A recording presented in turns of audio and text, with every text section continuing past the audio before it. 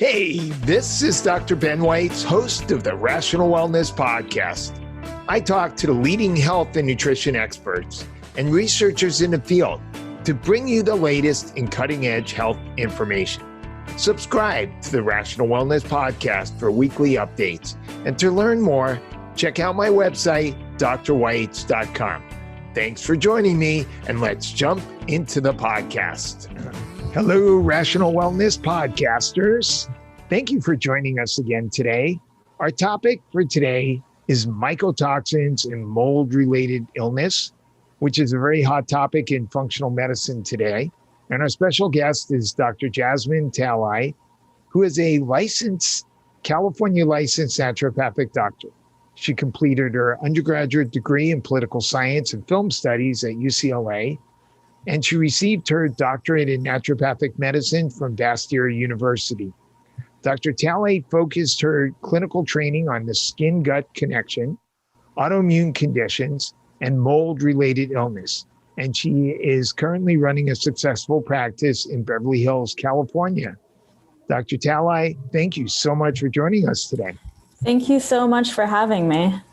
So how often do you see mycotoxin or mold-related illness in your practice? A few times a week, I would say. Okay. Yeah, it shows up pretty often.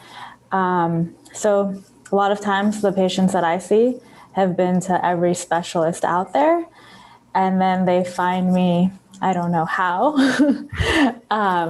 but basically they've been to every specialist, they've run every single lab that there is, everything is normal, but they're still very sick.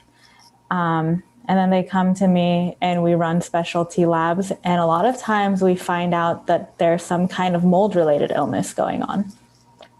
Right. So this is something that I'm definitely familiar with. So what's the first thing that makes you suspect that there might be a mold-related illness? So it's an accumulation of so many different symptoms where the cause is just unknown. So what are some of the most common symptoms you see? Yeah, so definitely fatigue. And then there's constipation or some kind of GI discomfort, whether it's like bloating, gas, abdominal pain, and all unexplained a lot of times. It's like bloating after even drinking water sometimes. And then it's also hives or rashes. A lot of times heat rashes, like just being under the sun and then getting rashes, joint pain, chronic yeast infections. A lot of females that present with some kind of like recurrent infections over and over again, their hormones are fine a lot of times, although sometimes that can be shifted also because of the mycotoxins that act as an endocrine disruptor. And then just an accumulation of symptoms that really haven't shown up elsewhere as kind of like there's no pathology for it. And then we do urine tests or something like that and figure it out based on that. So when you're taking a patient's history, what other things are you looking for that might make you wonder if they might be exposed to mold?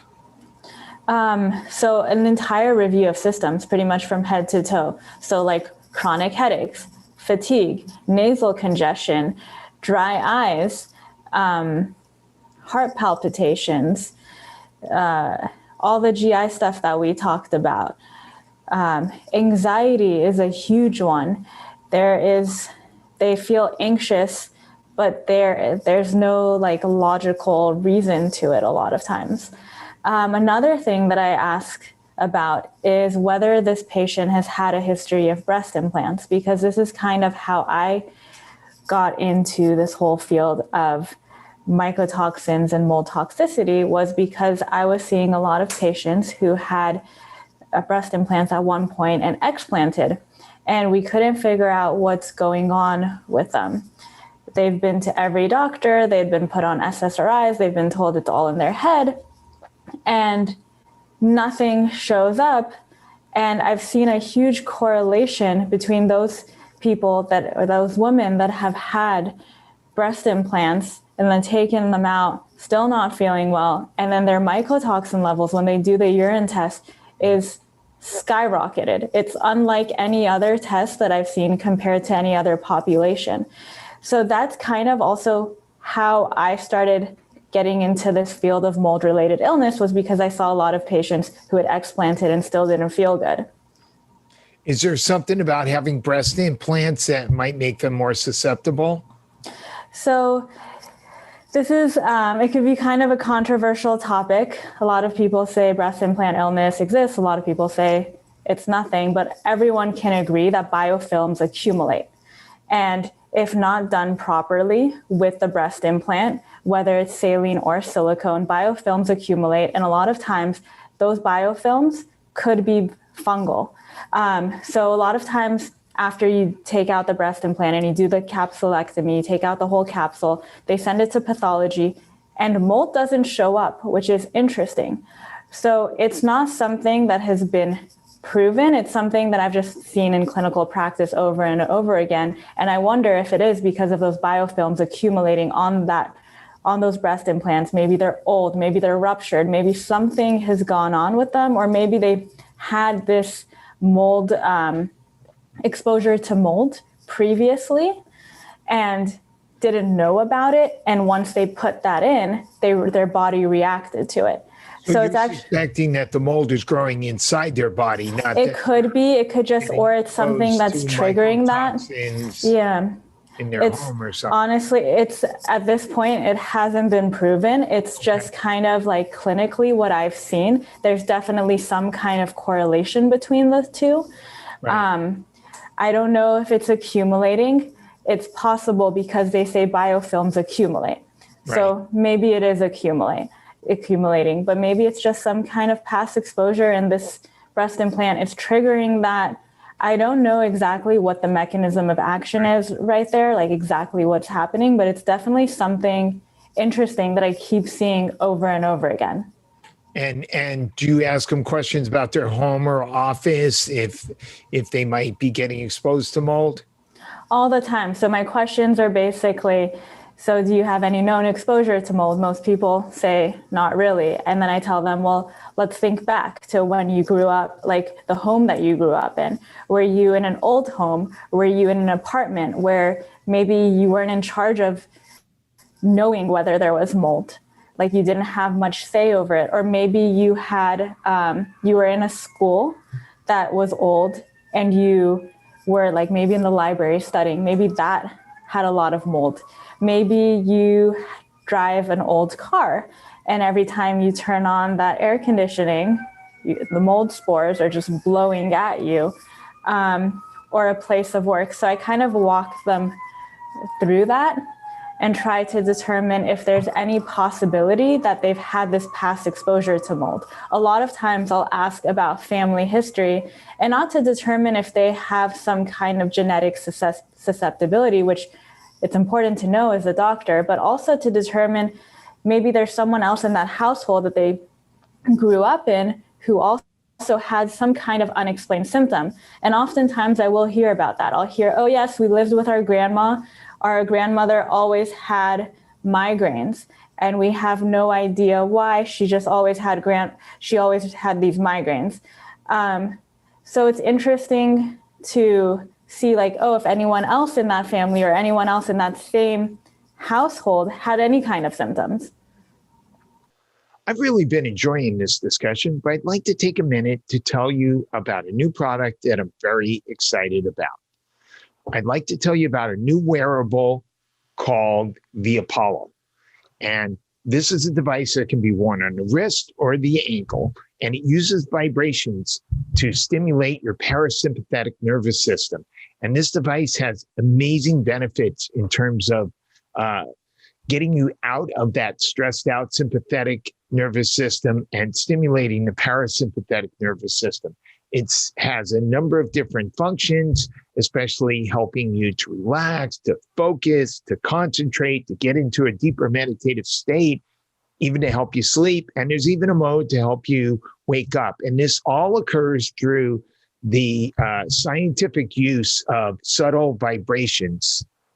For those of you who might be interested in getting the Apollo for yourself to help you reset your nervous system, go to apolloneuro.com and use the affiliate code Weitz10. That's my last name, WEITZ 10. And now back to the discussion. Cool. And then how do you recommend they test their home if they suspect that there could be mold there? So I think it's most ideal to hire someone, have them come in and do all the tests. There are many different tests that you can do.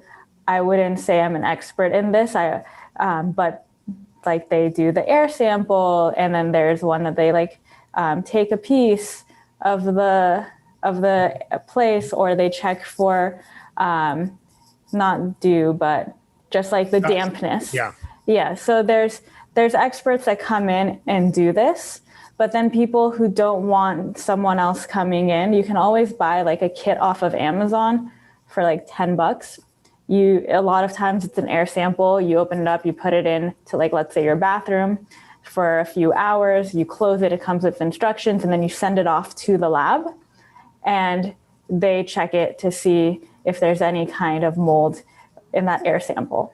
So there's definitely many options out there, but just because if you have this mold-related illness and you have this susceptibility, I never really encourage people to do it themselves because, well, what if that creates more problems? I do tell people that if they do bring in someone and they want to take a piece of that to test it, like they want to break down a piece of the wall, don't do it unless they're going to fix it immediately, because you don't want to just leave this open space, this open wall, where if it is mold, all the mold spores are just going around everywhere and you're breathing that in and it's going to just worsen everything. Yeah, I think probably better to start with those some of those tests you get from Home Depot, and then the ERMI test where you sample the dust and send it in. And that way, if you find that there's mold, then maybe you can go to the expense of hiring somebody. Yeah. So how do you test a person to see if they're having potential mycotoxins? I think you mentioned that you do the urinary mycotoxin test. I do urinary mycotoxin test. And which lab do you use? I've used a few different ones in the past. Right now, I mostly use Great Plains. I like that one a lot. It shows you the most, popular mycotoxins. It doesn't test for all of them, but it does test for those big bad guys. And basically, the downside right now is they're taking 5 weeks to get they're back. taking so long. Don't even get me started on that. But yeah, but they are they're good company. I do like to use them for. So it tests for different metabolites of mold, so for these mycotoxins. And before doing that test, I always put patients on kind of an avoidance diet to make sure that it's as accurate as possible. Now, Great Plains doesn't require this, but I just want to be as thorough as possible with the patients that I see to make sure that they're not ingesting some kind of fungal food, like they're not having blue cheese or mushrooms or fermented food right before, and then they take the urine test and they pee it out, and then it's a false positive. So what is that diet that you put them on? So before, it's just basically a few foods to avoid, and that's like certain cheeses, peanuts, mushrooms, certain fermented foods, and this is only like 48 hours prior to the test. And I always tell patients, based on your symptoms and based on your history, like we got a good history, this is most likely some kind of mold going on. And this test can't always 100% determine that you have this mold-related illness. And that's always an important thing to keep in mind with people, because if they're not able to excrete, then it won't show up on this urine test. Because this is basically based on your ability to excrete these mycotoxins. So a lot of times we do that to determine, okay, maybe certain mycotoxins will show up and we want to address those. But I also always explain that it's not 100% that you don't have this mold-related illness if this comes back negative. It's just based on your excretion. And we can always retest. We could do some treatments, see if your pathways of excretion are working better, like you're able to detox, and then we'll do the test. Okay. Are there any other tests that you recommend? Do you ever run the serum test for CIRS? So I don't think it's necessary. Sometimes I'll do serum tests that check for Stachybotrys, or like through Cyrex, like do an Array 12 or like one of those things that check your blood to see if you have some kind of antibody against these molds. But when it comes to diagnosing, I don't think it's necessary to do all these other tests unless the patient wants to, which I completely respect, because a lot of times you want to run these labs, that's totally fine. But I usually try to do the least amount of tests because it also gets very costly. Yeah. So I just don't think it's always necessary. But with that, I don't usually do that one. Right. Yeah, I understand. I think even at a discount cash lab, the series of those serum labs that are typically recommended, it's going to run about $800. Yeah. What is the relationship between fungal overgrowth and mycotoxins? So mycotoxins are a fungus. So a lot of times, if we do, like talking about testing, if I do a mycotoxin test, I might couple that with doing an organic acids test. Organic acids test, especially if you do Great Plains, checks for these metabolites of fungal bacteria neurotransmitters. And on those, the metabolites of fungus, sometimes you'll see that it comes up positive. And then you'll also, for candida, for arabinose, which is the metabolite of candida, and then you'll see that they also have high levels of mycotoxins in their mycotoxin tests. So there's definitely an overlap. And that's why when it comes to treatment, a lot of the treatment is very similar. You're fighting off that fungus. You're starving the body from fungus. So there's definitely a huge correlation between the two because mold is a fungus. Right. So let's talk about treatment. What are your treatment approaches? So I'm I would say extremely naturopathic in my approach, meaning it's very non-invasive compared to a lot of things out there. And that's just because I really believe in the body's ability to heal itself if given the right tools. So first and foremost, I make sure that patients are avoiding mold. So first thing, get your house tested. If you suspect it's your car, get that tested. If you feel like it's a place of work, figure that out. It's so important to know because that is the biggest obstacle to cure is being in a place that is full of mold and you're just inhaling it. So whatever you do, you're protecting yourself, you're still being exposed. And then also avoiding it in your food. So I put people on a very strict diet and I tell them this is not forever. This is only until we can fight this. So it's not a life sentence because I know otherwise it's a difficult diet to follow through with, but it works. And that's basically avoiding any foods that feed yeast in your body, so any fungus in your body, but also foods that contain mold. So like peanut butter. Peanuts are huge. I believe it's aspergillus, I forget the name, but basically peanuts are grown in a very moldy environment.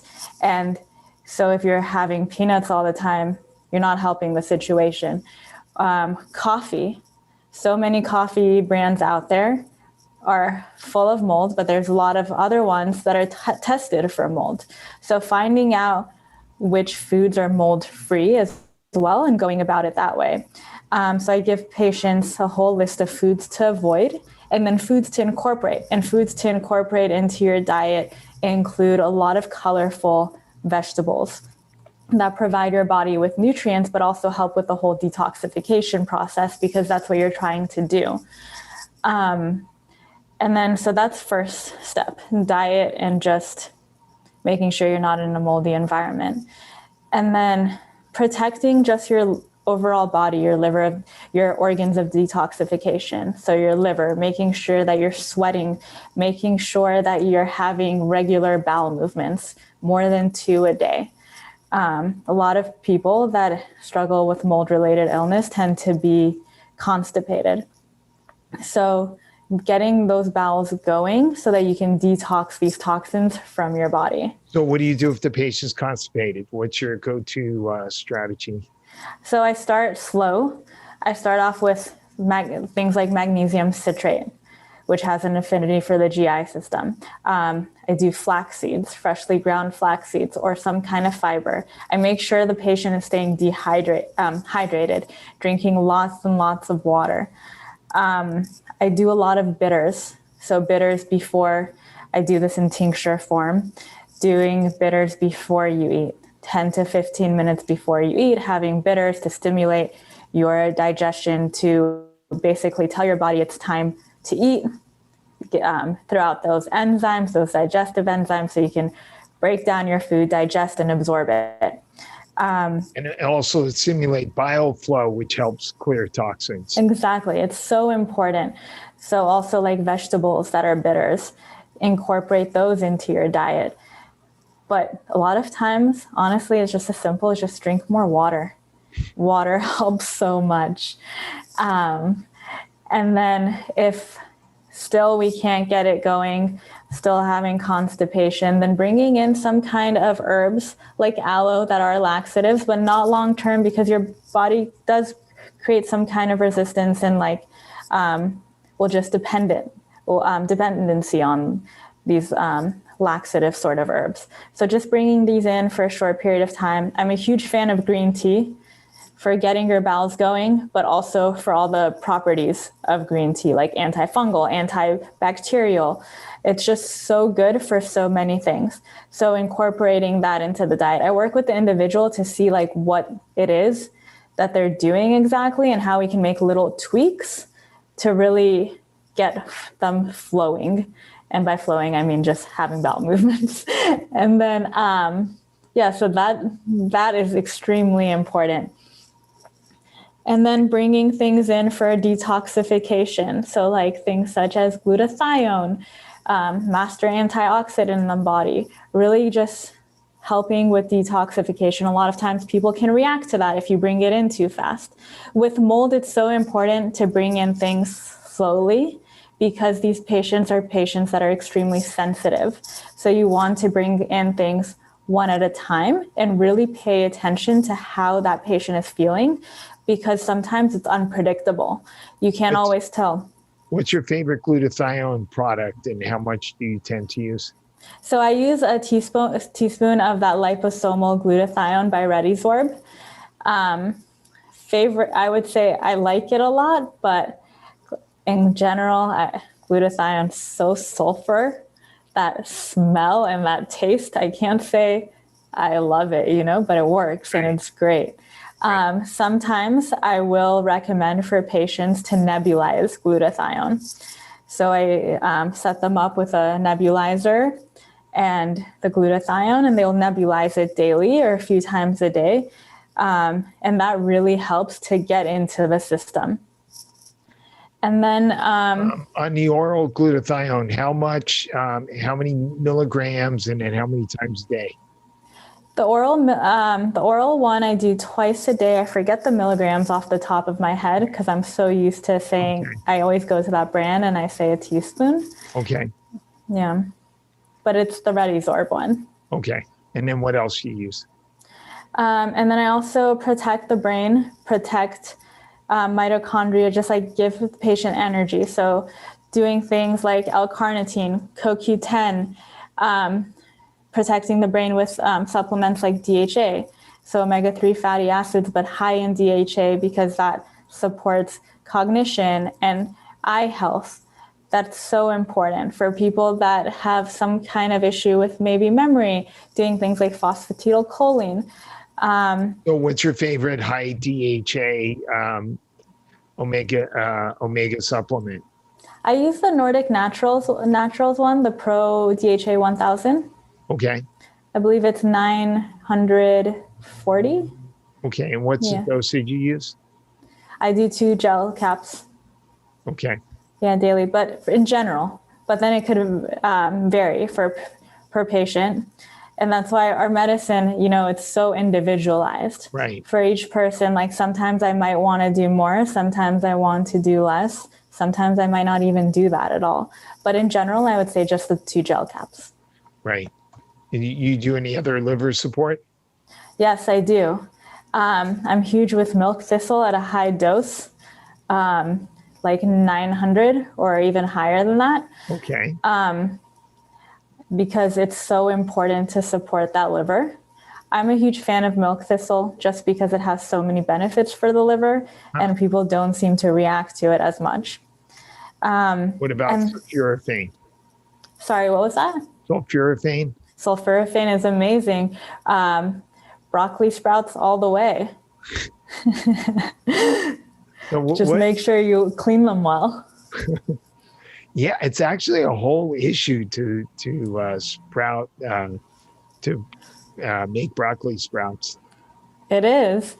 It really I think it's E. coli that they've been finding all the time if you don't clean it well enough. Right. Yeah. And then how do you clean it? Some people recommend cleaning it with bleach, and that doesn't sound very good. So. Right. No, I wouldn't use bleach for that.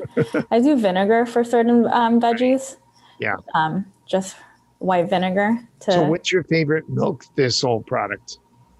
That one always varies. Honestly, it just depends on what's in stock. I wouldn't say I have a brand favorite. I've used Gaia, I've used DaVinci, I've used Pure Encapsulations. I've used so many different things. Okay. And then sometimes I want to mix it with something else. So I'll look for something like maybe with dandelion or something like that. So that one always varies. And then doing vitamin C, I do vitamin C until bowel tolerance. Oh, okay. Yeah. And then I tell patients to back off from that. Okay. But usually or if they don't want to experiment, then 2 grams per day, 2 to 3 grams per day. I also do Celtic sea salt, any kind of sea salt in your water, just a teaspoon to just make sure that you're getting minerals, especially because a lot of times I'll tell patients to do things like sauna therapy that can deplete your body of those minerals. So making sure that you're staying hydrated and you're having those electrolytes, those minerals from that salt. And then, and then a lot of times we'll see, hormones are affected. So working on hormones at the same time, because a lot of times you're just so miserable. So you kind of work backwards in some way. You meet the patient where they're at, saying like, okay, this patient can't fall asleep. So maybe like their progesterone levels are low. So like, let's start off with doing some kind of progesterone or something like that to just help with quality of life first. And then from there, you get them to sleep and then you work one at a time.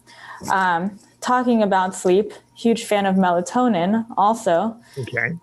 At high doses. So 10 to 20. 10 to 20. Okay.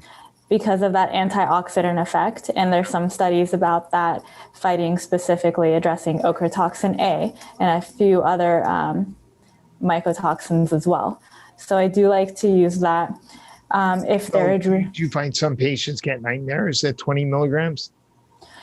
I wouldn't say nightmares, but some people say they have more vivid dreams. Some people, no complaints at all. It doesn't even affect their sleep. Like they fall asleep, like they fell asleep easily before kind of like with 3 milligrams, but now we're just upping it just for that antioxidant effect. Okay. So it really just depends on the scenario. For patients that have like, let's say high cortisol levels at nighttime, like all of a sudden they're awake and they feel anxious and there's so much going on, I might do certain adaptogens that bring down that cortisol level before going to sleep and kind of giving that patient the calming effect to get good sleep, because regulating that whole circadian rhythm is so important to be able to function. And just... What are some of your favorite products there? For cortisol lowering? I would say ITI, Integrative Therapeutics, Cortisol Manager. Right. Yeah. Huge fan. Got it too. Yeah. I'm a huge fan of that one. Okay. And then what about binders? So binders, I try to start with flax. I try to start with like fiber, things like that. Just like very easy going. I'll use activated charcoal once in a while. It's never my go-to, only if I think it's necessary, because some patients are already, they have this issue of malabsorption because they have GI dysfunction. There's something going on. So why, a lot of times I don't want to get rid of the nutrients that they may be having through supplements and stuff like that. So I don't always go to activated charcoal right away. If I think it's necessary, then I'll bring that in and then tell them to take that away from other nutrients, food, and things like that. Right. I'd like to interrupt this fascinating discussion we're having for another few minutes to tell you about another really exciting product that has changed my life and the life of my family, especially as it pertains to getting good quality sleep. It's something called the Chili Pad, CHILIPAD. It can be found at the website chilisleep.com, which is CHILISLEEP.com. And so this product involves a water-cooled mattress pad that goes underneath your sheets and helps you maintain a constant temperature at night. If you've ever gotten woken up because the temperature has changed, typically gets warmer, this product will maintain your body at a very even temperature, and it tends to promote uninterrupted quality deep and REM sleep, which is super important for healing and for overall health. And if you go to chilisleep.com and you use the affiliate code Weitz20, that's my last name, WEITZ 20, you'll get 20% off a Chili Pad. So check it out, and let's get back to this discussion. Have you used Ultra Binder or some of the other binders on the market? Which one? What does Ultra Binder have in it? It's the one from Quicksilver. It has a whole bunch of stuff. It has pectin, and it has charcoal, and it has clay, and it has I forgot. There's a whole bunch of products that are designed to help with metals and mold. Yeah, I haven't used Quicksilver, that one. Okay. I use Quicksilver sometimes for mercury toxicity, right? Or just like heavy metals in general. Yeah. Quicksilver is amazing with detoxification protocols. They have some great stuff out there. Right. Okay. So with your typical patient with mold toxicity, how long do you find treatment usually lasts for? So this can vary. There's some patients, they go on the diet, they're completely fine. That's it. Like, they're good. Okay. But then we support the liver, we get bowels moving, things like that. We might want to do a stool test, work on GI function, and just make sure that this is not causing a problem later on.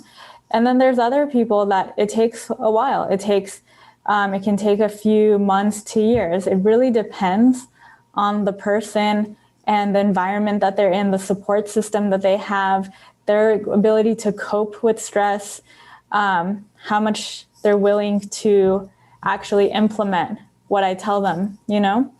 It's very, very individualized. So would you say on average, how long does it take for the average person to clear a mycotoxin? I would say 6 months until you feel a difference on average. Oh, okay. 6 months till you feel, you're not saying completely better. You're just feeling some level of improvement. Yeah. And then on the average total treatment, a year? Yeah, I would say a year. Okay. On average. But it could be way less and it could be way more. But I would say yes, on average a year. So of the patients that you treat for mycotoxins, what percentage of them get complete resolution? I would say a majority of them. Okay. Yeah. And when they don't resolve, what do you usually find is the issue? They're not really doing what I ask them to do. That's the case with all the protocols, right? Right. Yeah, I'm doing exactly what you asked. And and then I tell them I tell them to come in. And they're like, oh, I eat this and this and this and that. Well, I'm like, well, this was step one. But I get it. It's not easy. It's not easy at all. Are you taking your glutathione? Oh, yes, definitely. Well, do you need more? No, I have plenty. Well, you had a 2-week supply and it's now 6 weeks later. Right.